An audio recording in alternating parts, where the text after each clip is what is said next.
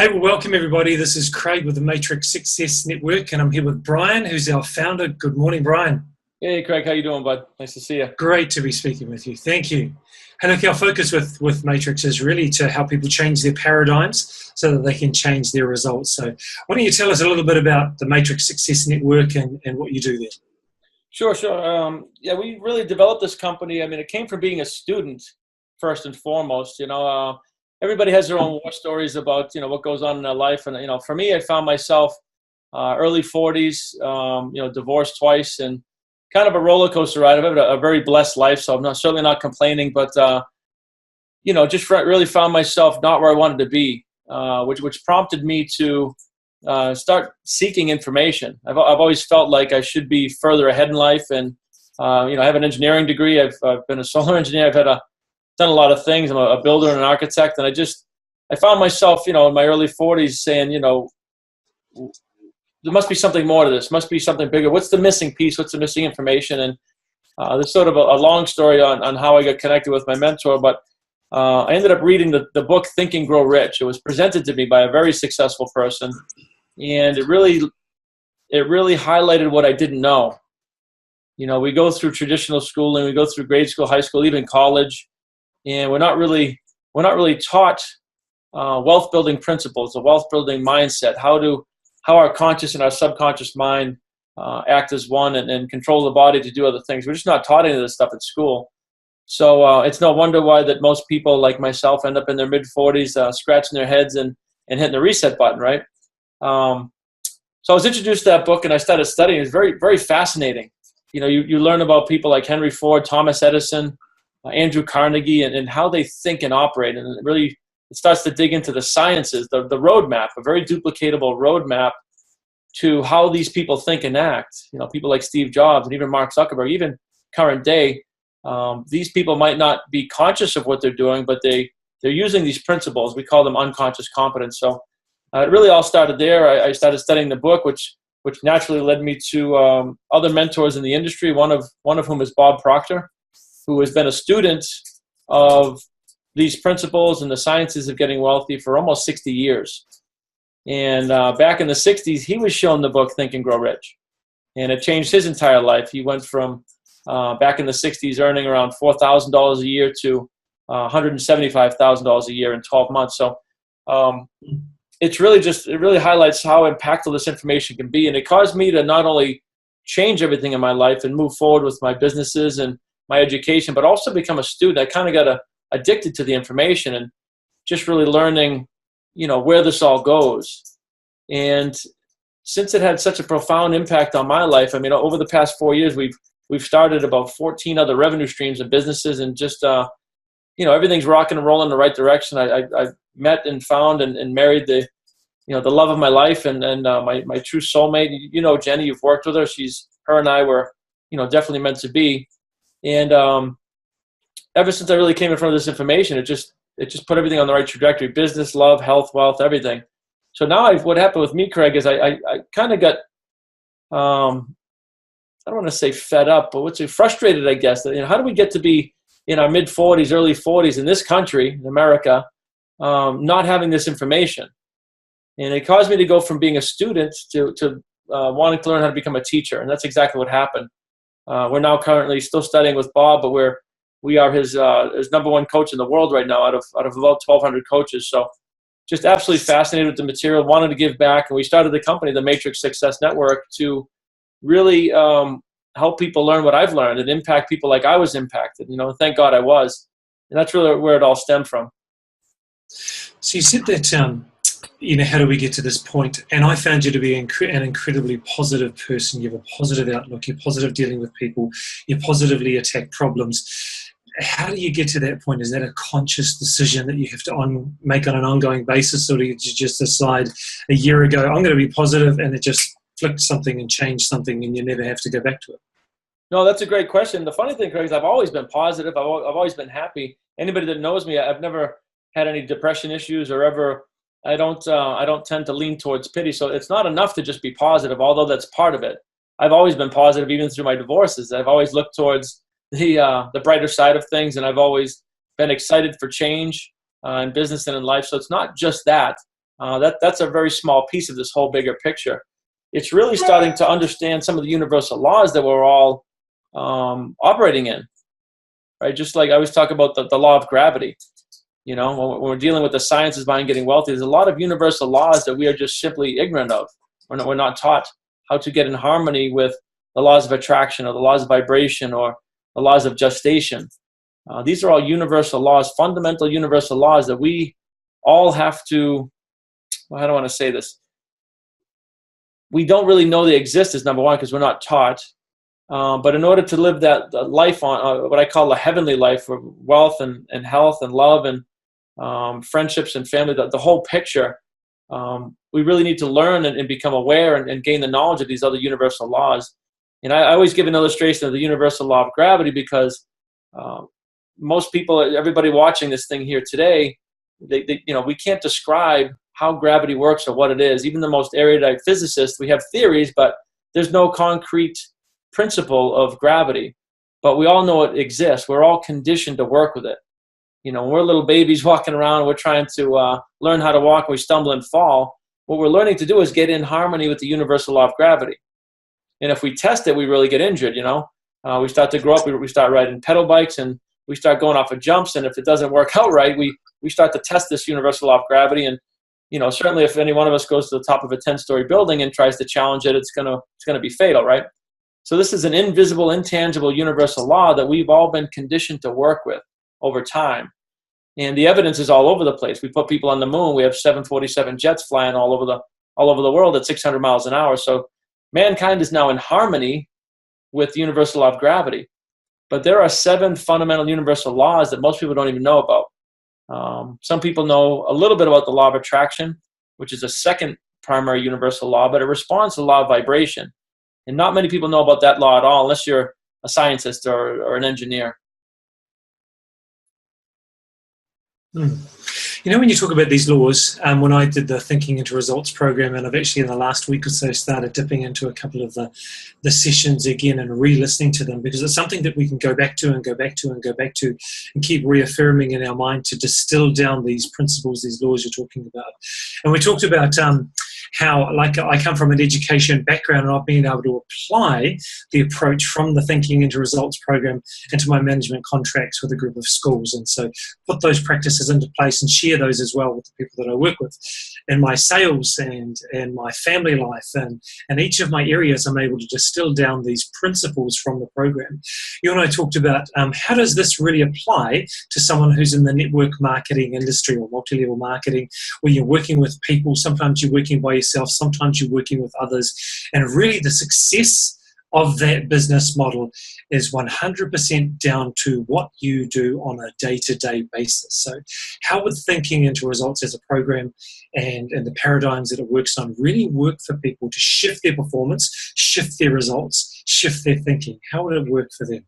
Yeah, that's a great question. I mean, the network marketing industry is a great industry to apply this to. And the beautiful part about this program and these principles is that they can really be applied to anything. They can be applied to fitness, finance, love, health, wealth, individual industries, sales, network marketing, real estate. They can literally be applied to everything, because it's not a money course. It's not a money program. It's a wealth building program, and wealth is everything, right? We talk about the human experience. So as it relates to network marketers, I mean, what are we really doing, right? Network marketing is also called relationship marketing. Human to human is what it is, right? And what we're really trying to do in any kind of sales is we're trying to paint a picture in another human being's mind. It's a transference of belief in the product, transference of belief in the company, and a transference of belief in the lifestyle of what we're doing. So this can be applied to any type of sales, but certainly with network marketing, because we can never outperform our internal self-image, our subconscious self-image. So what happens in network marketing is you have a lot of people from a lot of industries, with most of them with very limited sales experience. You know, you have Susie Homemaker or Bob the Butcher starting up a side business, and it might be their first real venture at entrepreneurialism and running a business in sales and that transference of belief. So there's a reason why there's such a large number of people that fail out of network marketing, is because they don't understand these principles on the transference of belief, but they don't start their business with the right internal self-image. That's one reason. Another reason is a lot of people think it's a lottery ticket. That's just an inherent network marketing thing. They don't treat it like a business, and that has nothing to do with our program, although we would highlight that to somebody that was working with us. So move that stuff aside, that people just don't treat it like a business. But even the ones that do, they can, they can mentor under a top leader. They can do all the work and still not have success because of not being in the right vibration. And a lot of people don't understand what that means. What it is, I mean, we have a conscious mind and a subconscious mind. So if we're sitting in front of somebody and on the inside, we're like, oh my God, I don't even believe in this business myself. It's my first time. We're thinking all these thoughts, but yet we're trying to project how great this business is, the lifestyle. And meanwhile, we haven't even there's a conflict going on. There's a physical mental conflict. We call it an XY vibration. It's trying to say one thing and convey one thing to a human being while feeling a total other thing. And it almost never works. You can only sell on the law of averages that way. But, from my own experience being versed in this material, if I sit down with 5 people, 4 of them are likely to join my business, and not because I'm a good salesman, because they can feel at the core of my body that I believe in what I'm promoting and selling and how it will benefit their life. I don't know if that makes sense, but when we're working with people, we really teach them about that self-image, that subconscious self-image, and how to sell to people's paradigms. So the more we educate ourselves on ourselves, the more we know other people, and the more we can communicate and transfer these images, which is also known as sales, So in the program, there's a number of different components to that. One of them is about the terror barrier. And when you're launching out into a new business, you can even program your mind, set up in your mind a different sort of a mindset, and you know, you believe, and you feel, and on the inside, yes, I'm going to do this, I can do this, I have the skills in place, I've done the training, I know what to say, but then there's that barrier. Yeah. So how can thinking into results really work on that terror barrier, that stepping out and making it happen, that the network marketers, as you say, they have to move from this lottery ticket idea to actually treating it like a business and doing the work? How does it work with people in that area? Yeah, that's an excellent example. That's lesson 7, how to trample the terror barrier, it's how to overcome fear and procrastination is what it is. Now what happens in network marketing in particular, and it happens in real estate too, is, somebody will get the idea of a new business, they'll get all excited, they'll be with their sponsor or a team of people at a big regional or meeting, and they'll just get all excited, and they'll be in a very high vibration, ready to go. But when the dust settles and they're back home and they're having to pick up the phone, that's when what you're talking about, we call it the terror barrier. It's just that conflict comes into play. What am I going to say? Is this going to work? It's all this limiting, this lack, doubt, and worry. I don't have the skills. I don't have success yet. How am I going to show anybody how to succeed when I just started yesterday?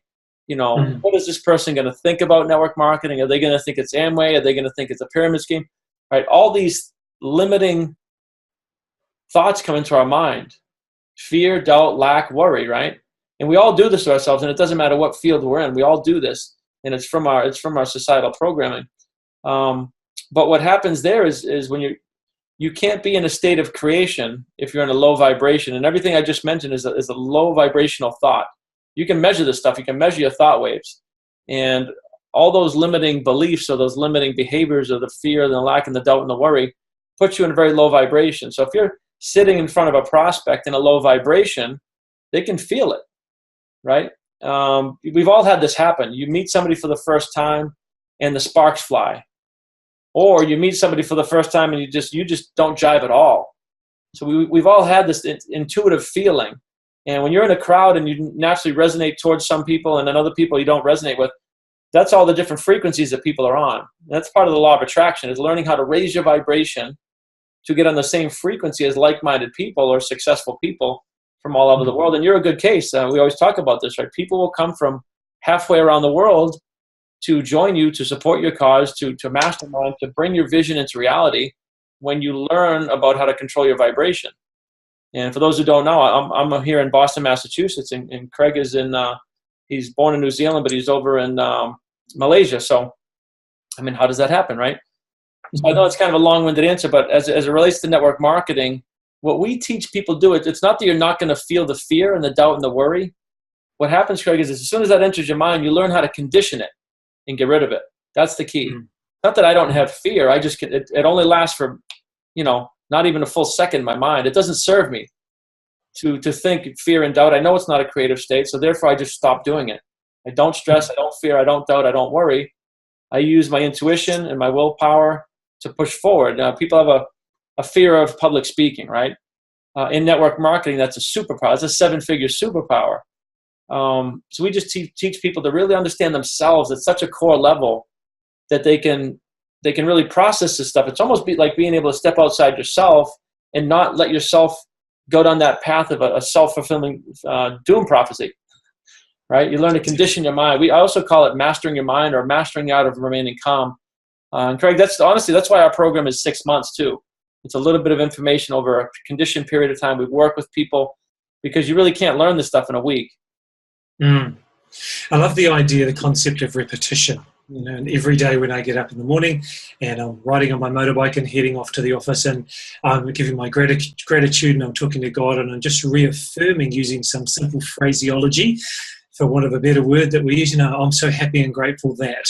And I'm thanking God for the things that He's brought into my life and the things that I'm moving towards as well.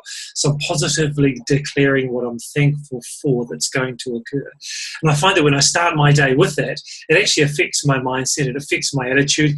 I tend to walk a bit stronger, walk a bit more confidently, and I just bring the atmosphere with me to the environment that I'm in. People feel that, the conversation change, the actions have more energy, they happen more quickly, and often the resources that I needed to make things happen will just appear. And people think that may be magic. Well, it's just actually I'm looking out for it because I'm focused on this happening, and things just get out of my way that are going to stop me, and they get in my way that I need to make those things move forward. And, it doesn't matter about the language you use, it's just the law. These things just happen when you're focused, you're declaring, and you've got the energy going forward. Yeah, that's exactly part of what you're talking about. The people do say they use terms like magic or lucky or miracle, and this stuff is happening all around us. I mean, the fact of the matter is there's almost 8 billion people on the planet. Anybody can get into network marketing and build a 7-figure business once you understand this stuff. It's all universal laws. And what you're talking about, Craig, is when you enter a room and you have that, what it is, your vibration's high because you set the day off with intention. When you give gratitude, you're raising your vibration. You can't be grateful and in a low vibration, on a low thought energy. There's not really such a thing as a depressed, grateful person, right? It's just there's certain things that just can't exist. You can't be happy and sad at the same time. So what people don't understand is they think most of the stuff's happening to them. But happy people wake up happy on purpose. And now when we say happy, is like, what is that? Right? The term happy, that's just the English word. When we say feeling, that's a conscious awareness of the vibration that we're in. So if you feel happy, you're just consciously aware of the vibration that your mind and your body are in. If you feel sad, it's a low vibration. So even when we say feel, everybody just feel positive, it's like, well, yeah, I condition myself. I can do that at the spur of the moment. Now, when I'm in a high vibration, what am I going to attract? Just like a magnet, I'm going to attract whatever's on that frequency. And whatever's on that frequency are other like-minded people. Like attracts like. This is the laws of science and like a magnet, right? Like attracts like. Everybody's heard the term misery loves company. Where do you think that comes from? Depressed people attract depressed people. Now in network marketing, do you want to build a team of 1,000 depressed people, right? Or that won't pick up the phone and won't even, get their first customer? Or do we want to attract go-getters and people that push through terror barriers? So this isn't rocket science. It's just unknown science. Right? People say that guy's lucky. He's got 1,000 people in his downline. It's not luck. It's a higher level of awareness and an understanding on how to attract people. Right. So if people want to engage with us, with the Matrix Success Network, and get into thinking into results for either themselves or for their downlines, for their network, to really help the performance move forward, what's the best way to do that? Yeah, I mean, you can hit our website, matrixsuccessnetwork.com. Obviously, we have contact forms there. We even have a little link there you can book to my calendar. If you're serious about wanting to change stuff, we can do a 30-minute strategy session and just kind of analyze where you're at. We are blessed to be working with some leaders, network marketers all over the world, and we're doing big things with them in big ways. So I would say that's probably the best way, is just go right to our website, click on the booking link, or send your contact information, and either myself or one of my assistants will reach out and just have a conversation about where you're at and what we could possibly do together. Fantastic. What we'll do is we'll put underneath this video, wherever it's hosted on YouTube or wherever else, we'll put the links to the website, the booking links, and where to get more information from as well. Hey, Brian, you're incredibly busy with 4,000 different multiple streams of income. So we really appreciate your time today. Thanks so much for being with us. Yeah, Craig, it's been a pleasure as always. Thank you. Thank you as well.